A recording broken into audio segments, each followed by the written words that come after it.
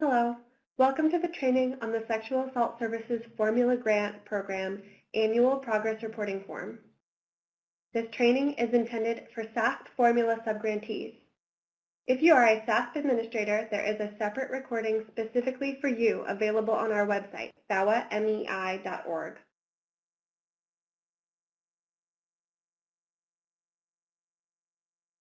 Thank you for accessing our recording. We hope that this training enables you to provide the most detailed and accurate reporting of your grant-funded work.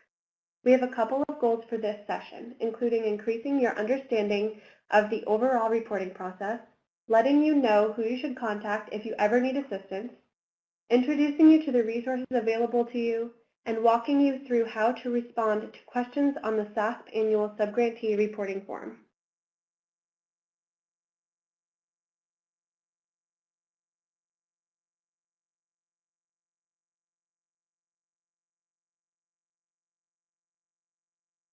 This is what the subgrantee reporting cycle looks like. First, the subgrantee fills out the progress reporting form that reflects grant-funded activities for the calendar year. Once you validate your completed form, you will provide it to your SASP administrator. SASP administrators collect statewide or territory-wide reports from subgrantees and provide those reports to VAWA Measuring Effectiveness Initiative.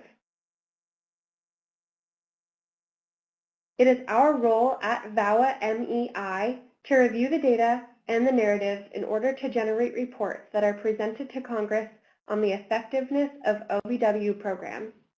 Again, this is a way to communicate with Congress and decision makers. It is important that the data tells an accurate story. That is why we spend so much time making sure the data is correct across programs and specifically so that everyone is reporting the numbers in the same way.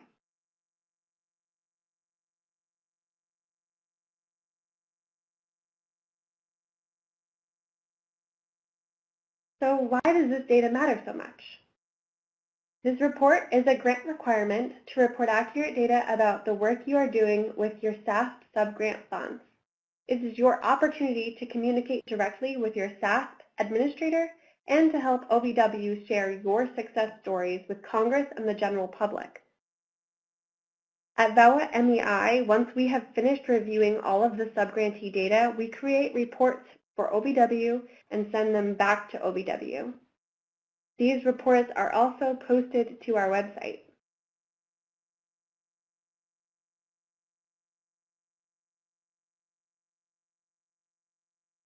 Here are a few tips before starting the page-by-page analysis of the progress reporting form.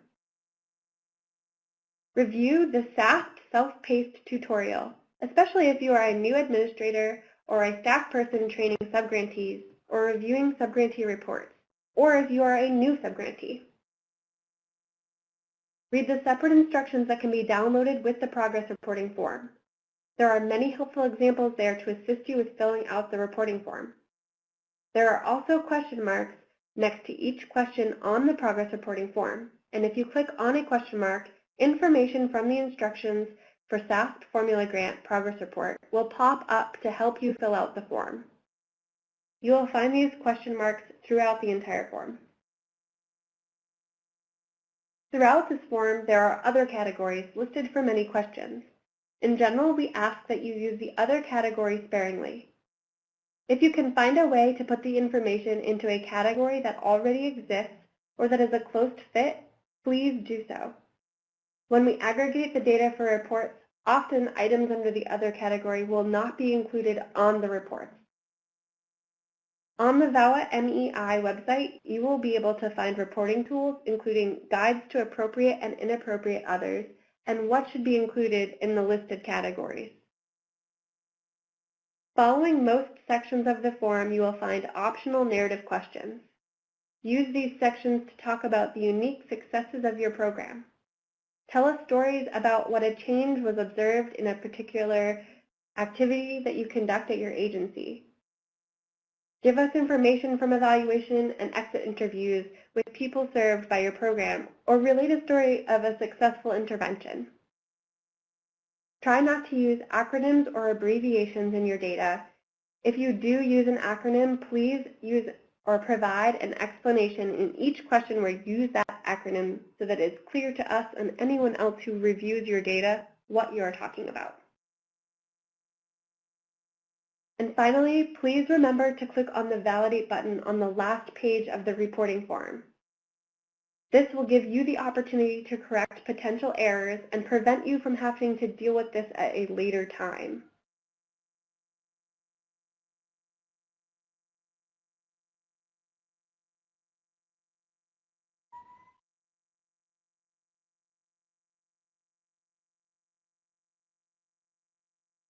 Please note that each subgrantee should submit one annual report per calendar year to their administrator with an unduplicated number of victims served for the entire year.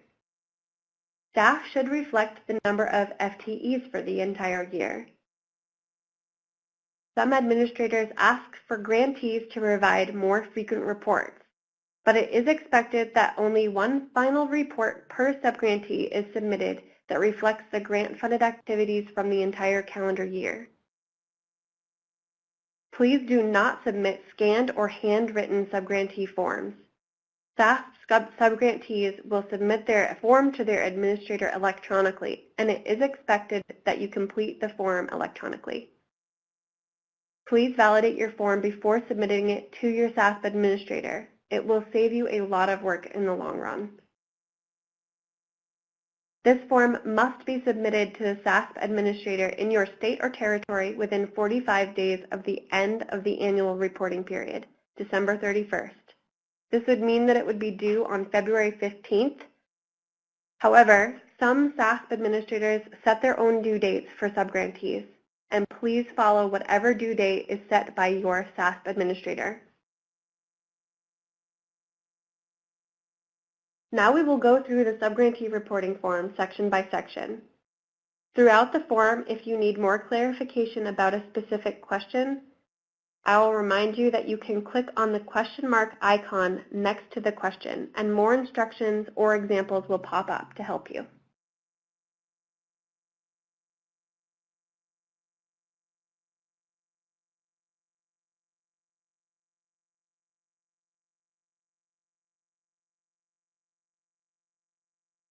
First is section A1, General Information.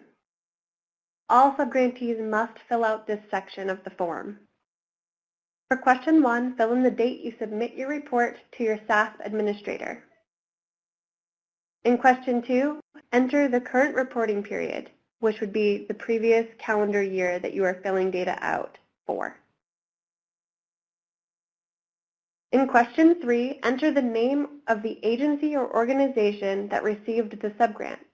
Each agency or organization that received SASP program funds to support a distinct project and/or activities and that administrated and coordinated its own SASP funds should fill out an annual progress report and list its name here. If you have questions about who should complete this form or who the true subgrantee is, contact your SASP administrator in your state or territory. In question 4, enter the subgrant numbers. Every subgrant that was used in the calendar year is reported here. In question 5, enter the type of funded organization. If your agency is a sexual assault coalition that is passing money through to local programs, the local programs should be filling out the subgrantee report and prorating their FTEs, victims served, and other activities to reflect only what was done with SASP program funds.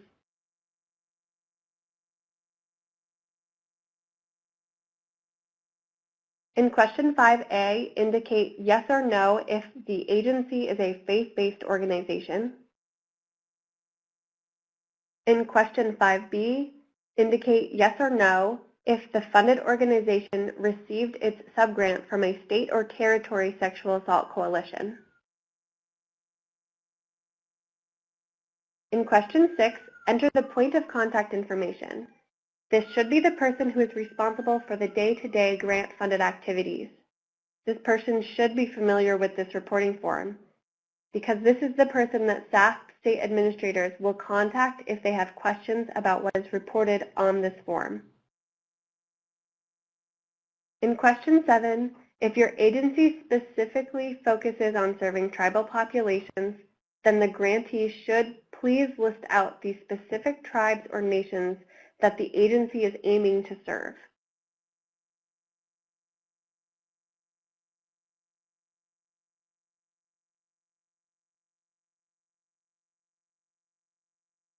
Next is section A2, staff information. You will answer question 8 if your SASP subgrant funds were used to fund staff positions during the current reporting period.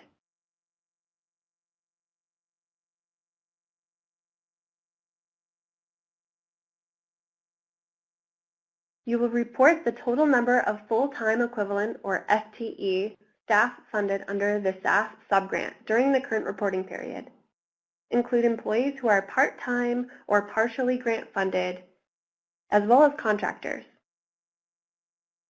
Only report SASP-funded staff and do not report on volunteers or interns here. Prorate when an employee or contractor was not employed or utilized over the entire reporting period for the entire 12 months, 40 hours a week. For example, if someone was hired partway through the reporting period, such as in May, if this person was hired in May, they didn't have grant funds supporting that position from January to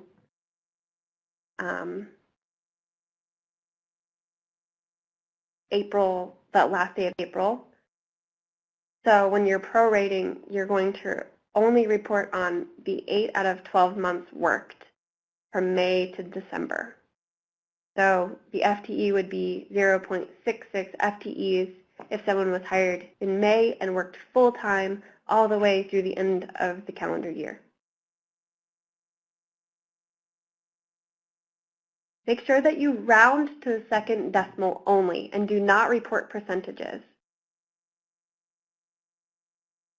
You're going to want to report all FTEs, no matter how small they are, for staff that are engaging in any of the activities that you're grant funded to provide.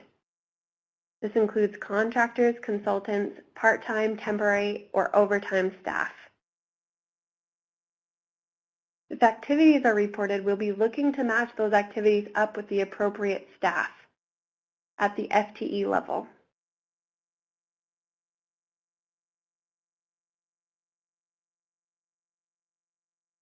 This slide shows a chart to help you calculate FTEs.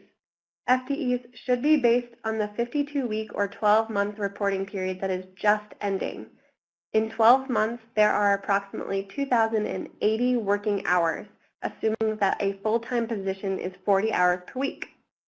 An employee who worked 2,080 hours is the equivalent of 1.0 FTEs. You should base this full-time FTE for whatever full-time is considered at your organization.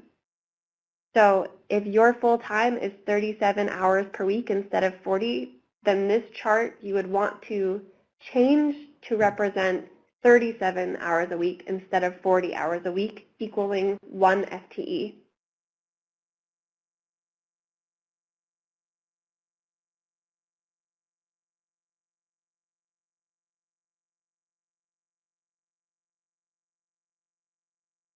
For stipends or on-call staff, the money spent on stipends for advocates should be translated into full-time equivalents. One suggestion for doing this is to estimate an average of what a full-time advocate is paid for an annual salary in your state or area or region, and then use that as the base for estimating their full-time equivalent using the total amount that you paid out in stipends. So what does that mean? Well, for example, imagine that your agency usually pays $30,000 for a full-time advocate salary, or maybe that's what the average salary is in your region. During the 12-month reporting period, let's pretend your agency spent $10,000 of SASP grant funds to cover stipends. We would use the $10,000 and divide that by what the average annual salary is, $30,000. So 10,000 divided by 30,000 is the same as 1 divided by 3. And 1/3 of 1.0 FTEs means that you would report 0.33 under the victim advocate category to represent that $10,000 stipend. Please detail how you calculate stipends and on-call staff in narrative question 24.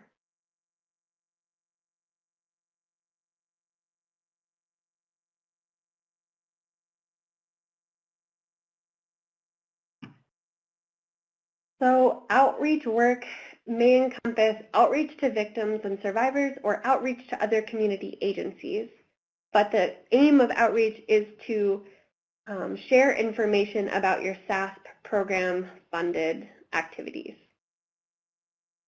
We want to emphasize that the difference between outreach to victims and direct victim advocacy is that direct victim advocacy is a direct service and entails more than just telling that person about what your grant-funded activities are. So the majority of SASP-funded staff time is likely going towards actual victim advocacy and direct services. But if you do have grantees, if you do have staff conducting targeted outreach activities to try to let other programs know or survivors know about the services that they could access at your agency, then you will want to count that as outreach in question 8 under the outreach worker. So you will want to divvy up that FTE calculation to reflect how much time is spent doing victim advocacy and how much time is spent doing outreach work. And we'll do a couple of examples about how to calculate full-time equivalents.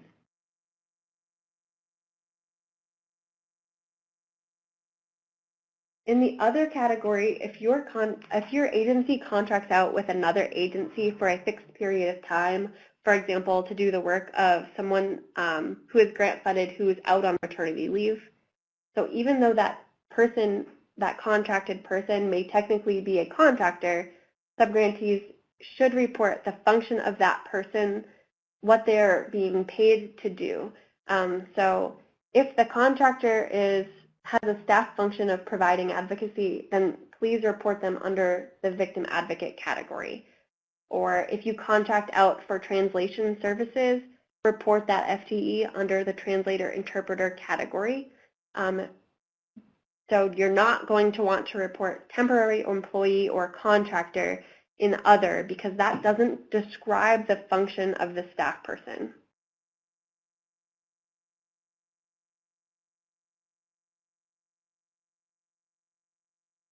Please try to consider using a close fit category to the type of staff FTE you are trying to capture.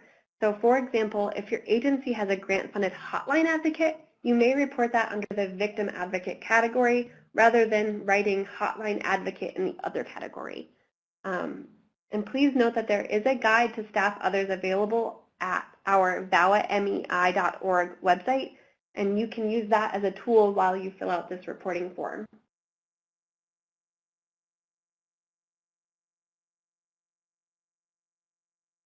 So we're going to go through an example for how to calculate a full-time equivalent or an FTE. Let's pretend that an organization who is awarded a SASP subgrant uses their subgrant to fund one full-time victim advocate. And this victim advocate salary was 100% funded by the SASP subgrant. But this person was hired and started working March 1st. So in this case, you're going to report the SASP program-funded staff, and you're going to prorate their FTE to reflect that they were hired part-way through the reporting period. The correct FTE under victim advocate would be 0.83 FTEs. And I calculated 0.83 because that person was not doing grant-funded work in January or February. So this FTE is reflecting March through December of the calendar year only. So what you could do is 10 months divided by 12 months, because we know that this person is 100% grant funded to work full-time. 10 divided by 12 is 0.83, and that is how we calculated this victim advocate.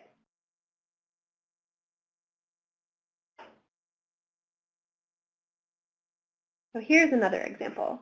An organization used their awarded SASP subgrant to contract with translators or interpreters throughout the calendar year. So this agency collected all of the hours that they were billed to total for 245 hours during the calendar year, and those were all translation services hours. So we do want to translate this into an FTE because the contracted staff time was for a translator. In this case, we're going to use that 245 total hours to calculate the FTE value. So if you remember a few slides back, we said that there are 2,080 hours in a 12-month calendar year where someone could work full-time. That's 2,080 hours of full-time work. We're going to divide this 245 hours by the 2,080 possible full-time hours to get our FTE. So 245 divided by 2080 equals 0.117. But it's important that we remember that we have to report or round up to only 2 decimal places. So we're going to round 0.117 up to 0.12, and that is the FTE that we would report under the translator or interpreter category.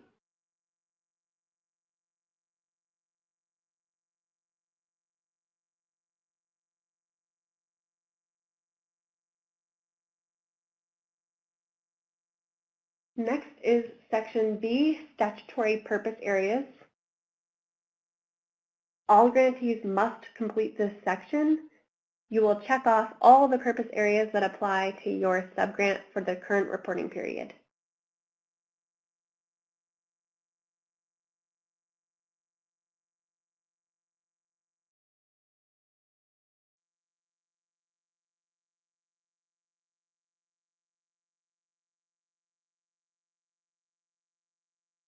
Next is Section C, Informational Materials.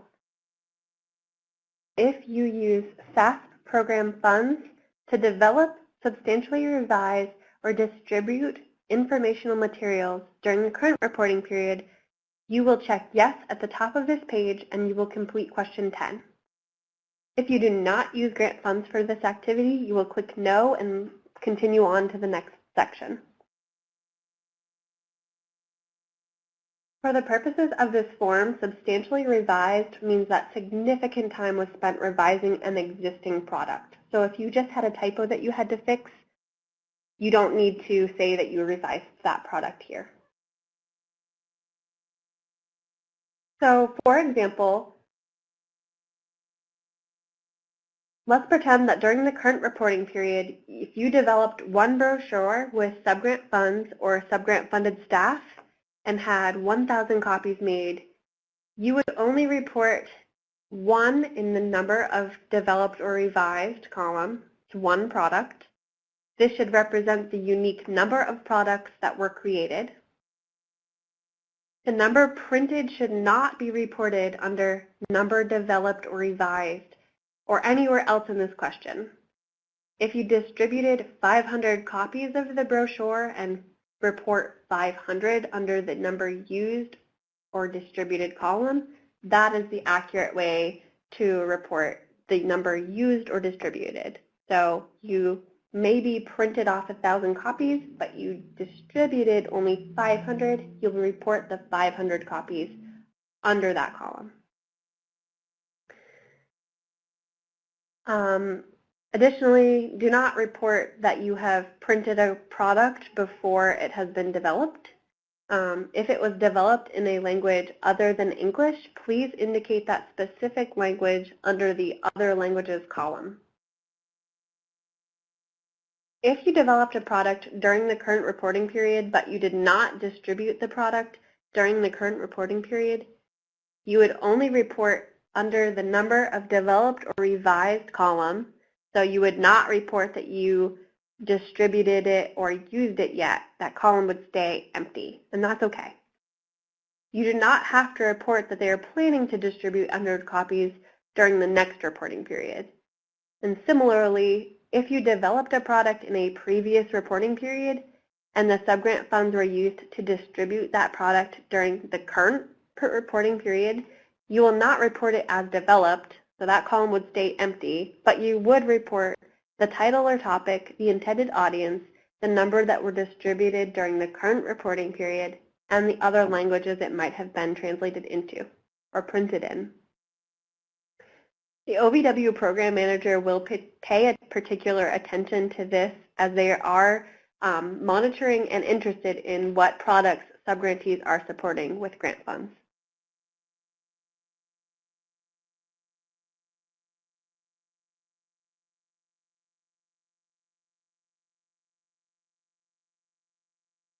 Next is Section D, Victim Services. SASP subgrantees must complete this section.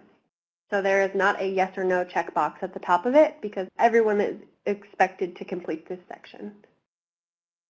Most of the data requested in the Victim Services section is congressionally mandated. Congress wants to know how many of the number of victims or survivors seeking services were served and how many could not be served. This section is structured to collect data in accordance with the congressional mandate.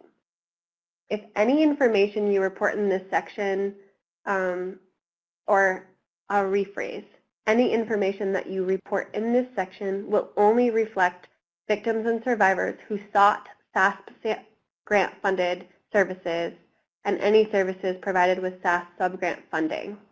So if it's a service that is funded through a different funding stream and SASP subgrant funds do not support it, then do not report it on this form. Please review this section carefully because some questions in this section may seem counterintuitive. Remember that you can always contact the VAWA MEI webpage, or if you have any questions regarding how to report on this data of the form, and you can also reach out to your administrator if you need assistance. Remember that there are separate instructions that you can use as a resource for examples and definitions.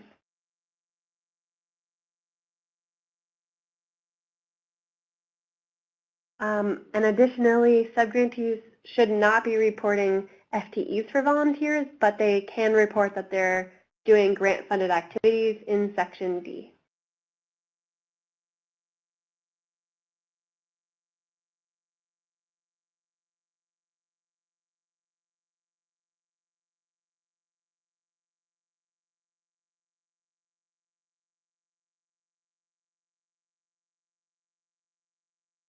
So when you are looking at question 11, these are a couple of questions that are helpful to keep in mind because partially served, fully served, and not served are actually not as straightforward as they look.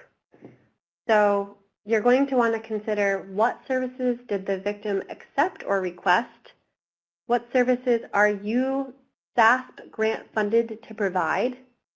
And is the person a primary victim of sexual assault?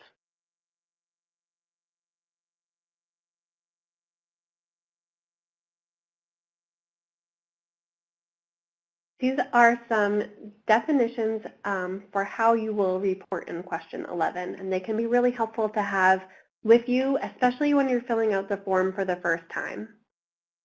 You're going to report a victim as served if they requested grant-funded services and your program was able to provide all of those grant-funded services. You're going to report a person as partially served if they requested grant-funded services, but because of programmatic issues such as those listed in question 13, your program could not provide all of the services that were requested. You're going to report a victim as not served if your program could not provide any of the grant-funded services that the victim requested due to programmatic issues such as those listed in question 13. A victim will not be reported in question 11 if that person is not a primary victim of sexual assault, if that victim does not accept or request services that you are SASP grant funded to provide. So before we move on, we want to take a moment to talk about partially served and not served victims and survivors. We find that grantees are often worried about reporting victims and survivors as partially served or not served because they might fear that it will appear that they are not meeting their goals or objectives, or if it might shed a negative light on the program. However, by reporting victims partially served and not served, grantees are helping OVW and decision makers and policymakers understand the scope and the burden of violence that stretches far beyond what VAWA funding is able to support. OVW knows that VAWA funding is not enough to support every single victim who requests services from grantees. Therefore, we want to encourage you to all carefully track and report using both quantitative data and narrative data to highlight instances of partial or non-service. Narrative data can highlight long waiting lists for services or full emergency shelters, or a program's inability to support victims in court due to lack of available staff. Any areas of remaining need or barriers to service can help detail the great need for this funding and services and does not reflect badly on your agency in any way.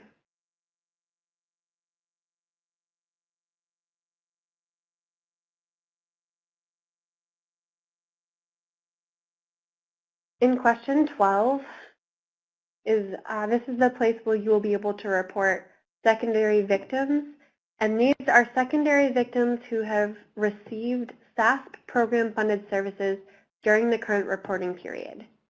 It's also important to keep in mind that secondary victims may receive grant-funded services even if the primary victim is not receiving services or not requesting services from the SASP-funded agency.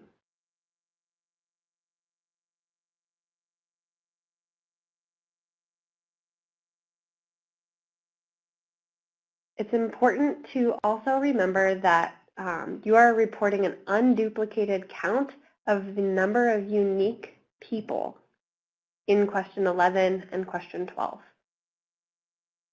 People or victims can be reported in each reporting period that they are served. So if someone came to your agency seeking grant-funded services in 2017 and 2018 and in 2019, they could be reported on all of those forms that you are filling out. So once per calendar year. And there is an example on this slide. So a victim who requested SASP grant-funded counseling in May, maybe they got that service, and then they came back in November and requested SASP grant-funded civil legal advocacy. This victim should only be reported one time in question 11 for the calendar year. And then they should be counted once under each grant-funded service that they received in question 16.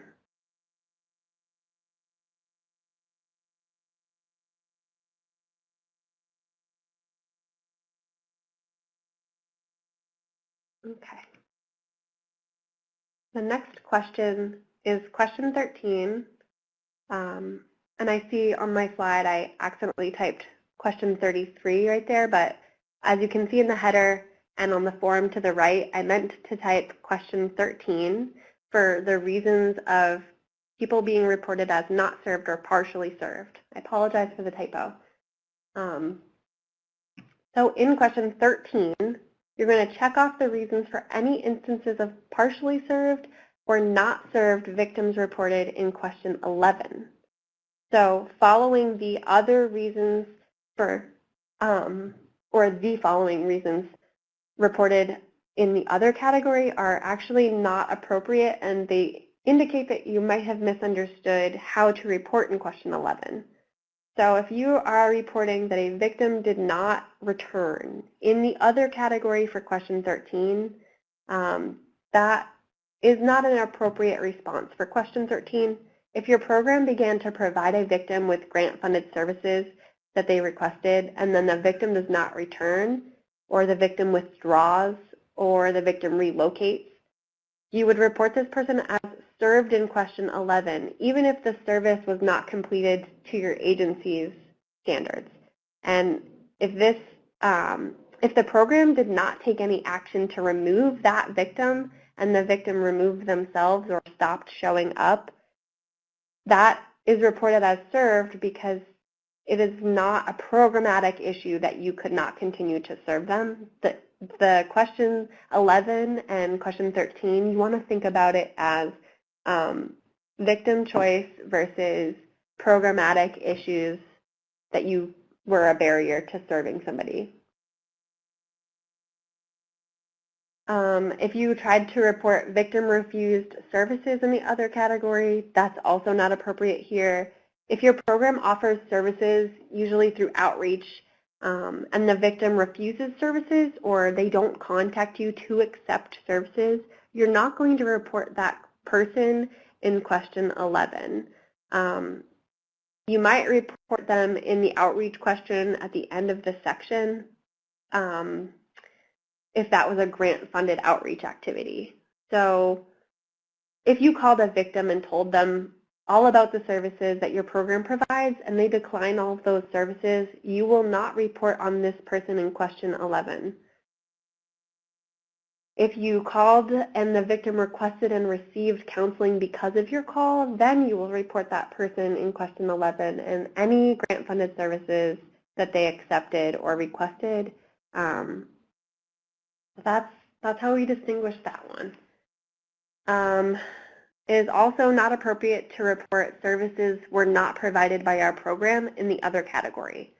You're only considering grant-funded services for the purpose of this reporting form. So, for example, if your SASP subgrant funds only support crisis intervention services and a victim contacts your program seeking crisis intervention and some other service like support groups, you should only consider your program's ability to provide the grant-funded services when determining if the victim should be reported as served, partially served, or not served. So someone who's requesting one grant-funded service and one non-grant-funded service, do not consider the non-grant-funded service for the purposes of this form. Okay, the last one is that you could not locate the victim. If your program began to provide the requested services and then you could not locate the victim, you're going to report this person as served. If this person was placed on a wait list and then your program was able to provide the service but you were not able to locate the victim to provide the service, you're going to report this person as not served, and most likely you would then indicate program reached capacity in question 13 because your program was not able to provide that grant-funded service when it was requested. Okay. So, and this includes victims who began receiving grant-funded services but withdrew for any reason related to. So if they withdrew on their own, not related to the program, or if a victim drops out, but you served them when they were there, you're going to report that as fully served, assuming that they received all of the grant-funded services that they were requesting up until the point that they stopped accepting or requesting that grant-funded service.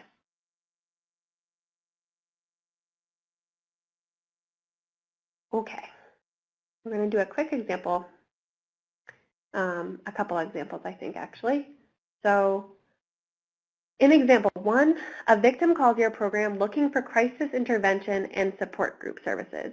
Both of these are grant-funded services under your SASP subgrant, and you're able to provide both of those requested services. So in this case, this victim is receiving all of the grant-funded services that they have requested that you are grant-funded to provide. This person is reported one time under served in question 11, and then in question 16, you would report this person one time under crisis intervention and one time under counseling to indicate that one person received both of those grant-funded services.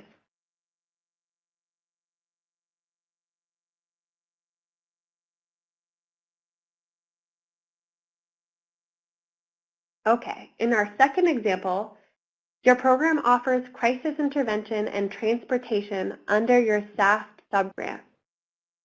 A victim asks for both of these grant-funded services, but your program can only provide crisis intervention because the advocate is booked and not able to provide the transportation at the time of the request.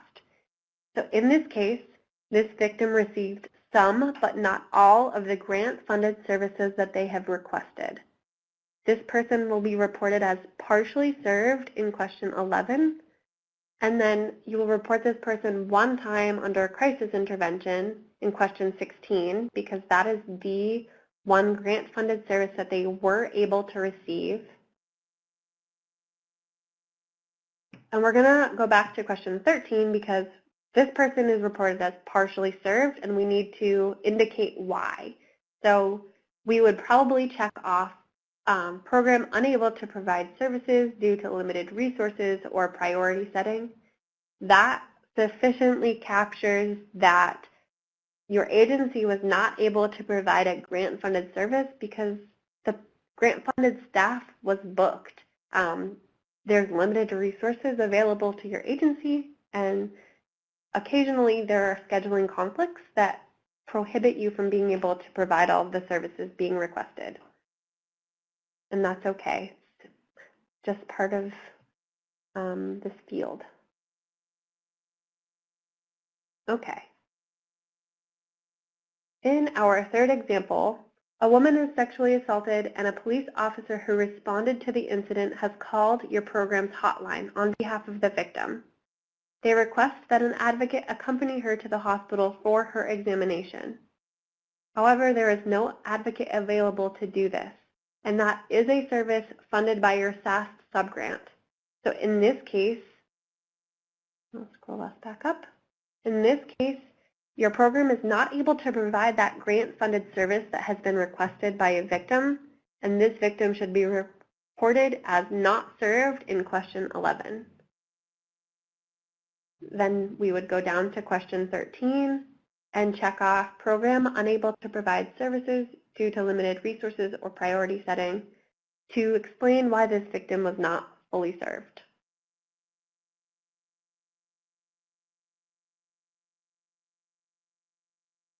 All right.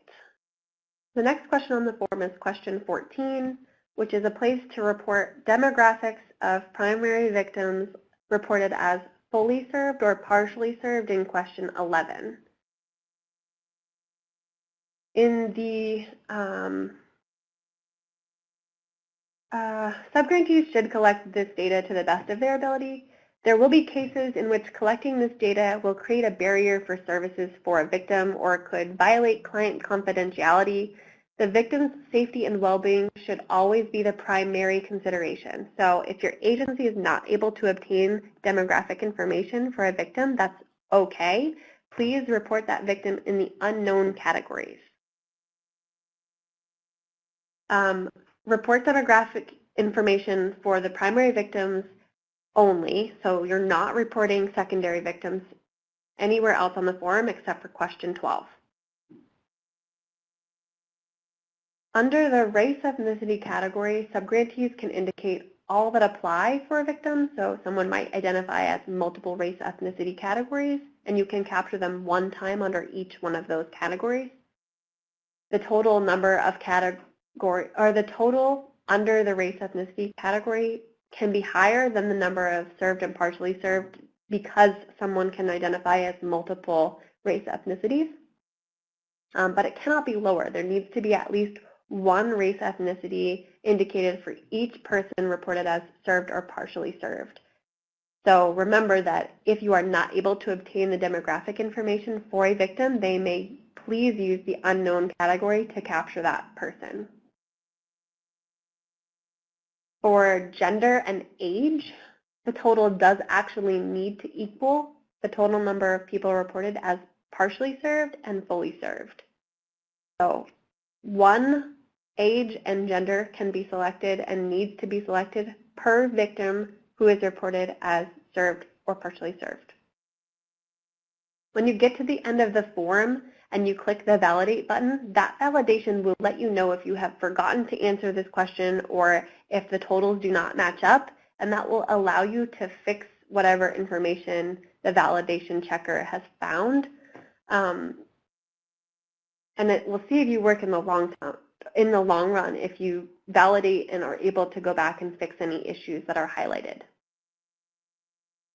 For the age categories of 0 through 6 and 7 through 12 years old, those two categories are for reporting victims and survivors of sexual assault, including child sexual assault in a dating relationship. So it should not be used to count children of victims. That is not the appropriate place to report here.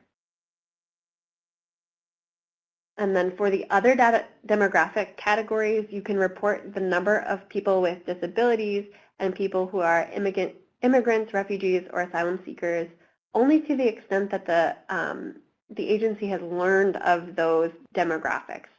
So like incidentally through providing services. So subgrantees should not include questions about a person's disabilities or immigration status on any forms used to serve victims or survivors as a means of collecting this information. These are optional additional demographics, and you do not need to fill them out at all.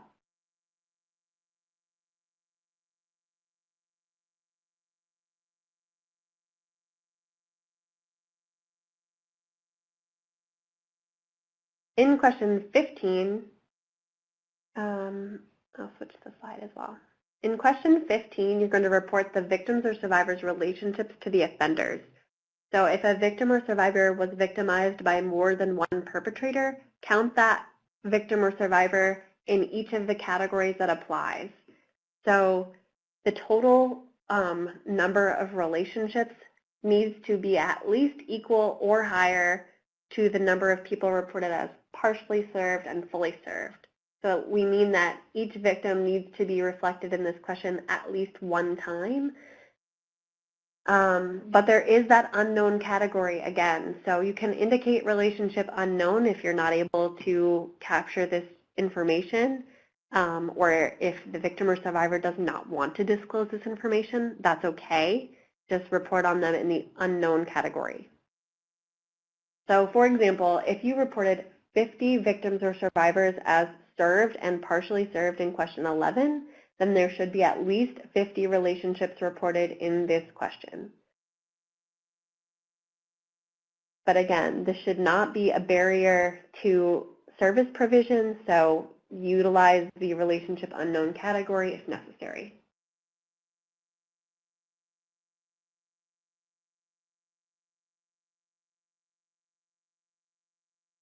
Question 16 is where you will capture victim services that are funded by your SASP subgrant. So report the number of victims who are served or partially served with your SASP subgrant funded services in question 16. You should report all types of grant funded services that a victim received. So in this question, we are looking for the number of victims or survivors who received a particular service, not the number of times a service was provided. So the total in any individual category should not be greater than the number of people who were served or partially served in question 11. So again, you should only count a victim one time under each type of service that they received. It's important to understand that this question, you do not count how many times you provided the service, but just how many unique victims received this service during the calendar year. So for example, if a victim requested victim survivor advocacy and over the course of the reporting period, the advocate met with that victim 6 times to provide this grant-funded service, you will still only report this person one time under this service. And as a reminder, we are talking about SASP subgrant-funded services only. Your subgrant may support all of the activities listed in this question, or it may only support some of the activities.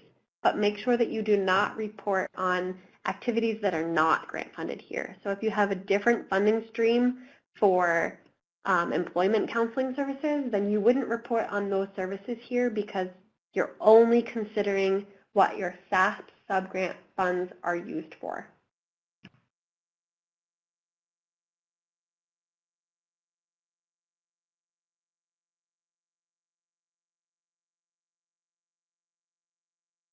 Next is question 17, hotline calls, information, and referrals.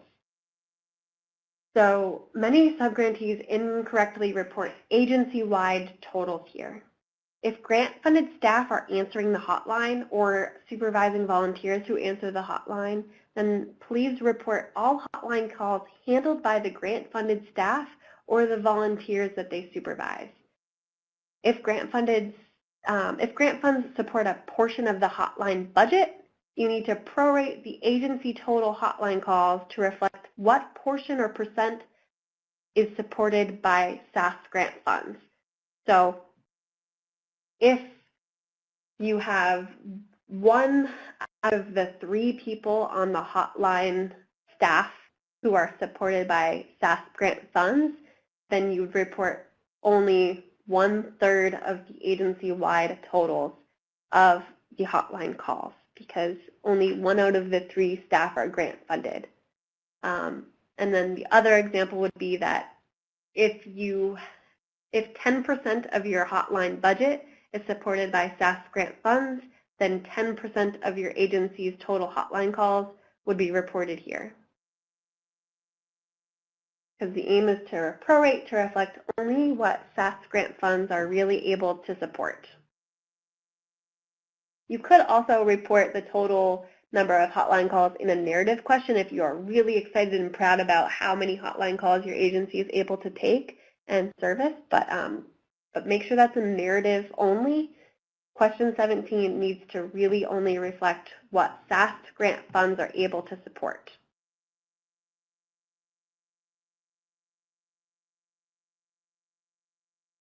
Next is question 18, which is the outreach question. And again, we sometimes see incorrectly reported agency-wide totals here. So if you report an extremely large number here, please double check that you are adhering to OVW's request that subgrantees only report on grant-funded services. So only report the grant-funded unsolicited outreach activities in question 18. If 100% of the unsolicited outreach activities are SASP grant funded, then you can report that total number of outreach, such as outreach letters that are 100% grant funded. You could report all of those here. If SASP formula grant funds make up a piece of the subgrant budget for unsolicited outreach activities, then only report on that percent of the agency's budget that is SASP grant funded for outreach activities. So here's another example of what that means. Let's pretend that a full-time outreach advocate is 50% SASP formula grant funded. So this outreach advocate mailed 1,000 unsolicited letters during the calendar year offering information about support services. But because this advocate is not 100% grant funded, then their outreach activities are not really 100% grant funded either.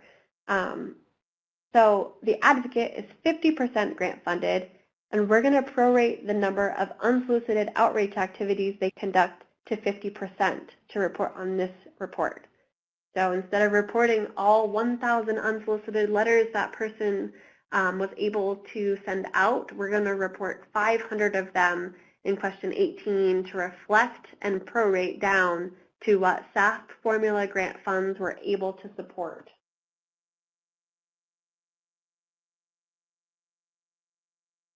And the last question in this section is question 19.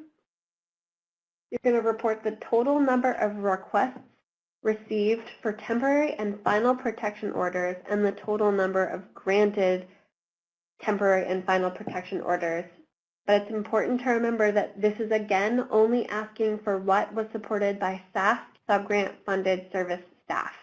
So if your program does not have any staff who conducts this activity, then you would not complete question 19.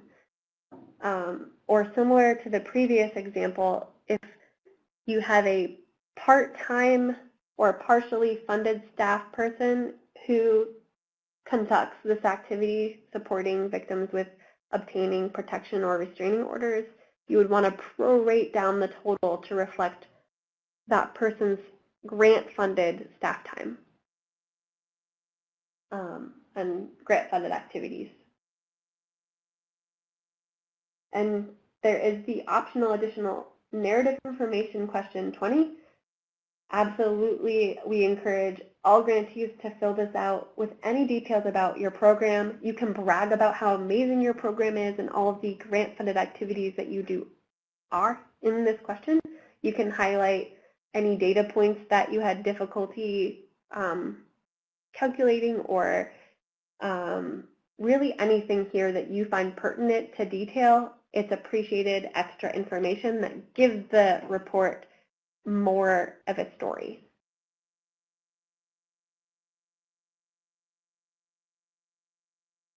Next is the last section of the form, Section E, Narrative. All grantees must, or all subgrantees must answer question 21 and 22 every time you submit your report. For question 21, report on identified significant areas of remaining need with regard to improving services to victims or survivors of sexual assault, increasing victim-survivor safety, and enhancing community response, including offender accountability for sex offenders. You might consider geographic regions, underserved populations, service delivery systems, and challenges or barriers unique to your jurisdiction. For question 22, write about what SASP formula grant funds have enabled your agency to do that you could not do prior to receiving this funding. For example, you could write about expanding services to include criminal justice advocacy, or expanding coordination and cross-referrals with sexual assault agencies in your community. If you have any information about what it was like before receiving your SASP formula program subgrant, you can compare that with the results that have occurred after receiving the SASP formula subgrant. OVW really likes to hear those before and after impact stories in the narrative. VAWA MEI can use these stories and statistics that you detail in these narrative questions when we report back to OVW. Questions 23 and 24 are always optional, always encouraged. For question 23, provide additional information regarding the effectiveness of your SASP grant-funded program. You might write about data or information that you did not already report in an answer previous questions that demonstrates the effectiveness of your SASP-funded program. So this form might not capture some of the amazing work that you do, and you can detail it in question 23 because there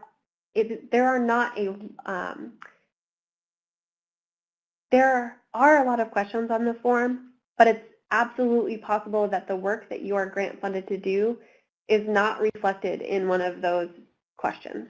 So any details that you can provide or give some data, a story, or unique program successes, you can use question 23 to provide that detail to your SASP administrator and to OVW.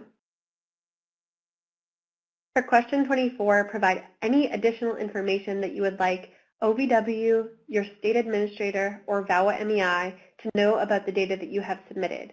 So if there were any issues or irregularities in the data reported throughout previous sections of the form, you can provide explanations here in question 24 to help entities reviewing your data to understand the data in each question.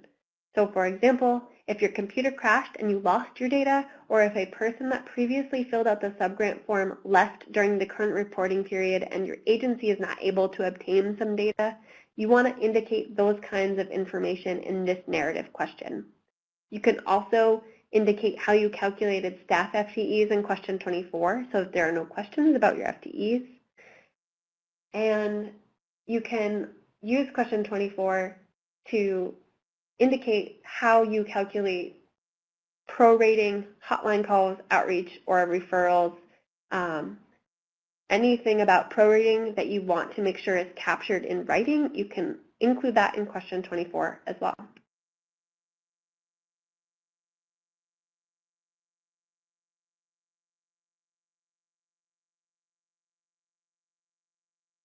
Once you complete your form, you would go all the way down to the bottom of the form. As you can see, I'm doing on the right side of the screen. And this is an example form, but there would be a validate button right there. And you would want to click validate before you submit your form to your to your state administrator.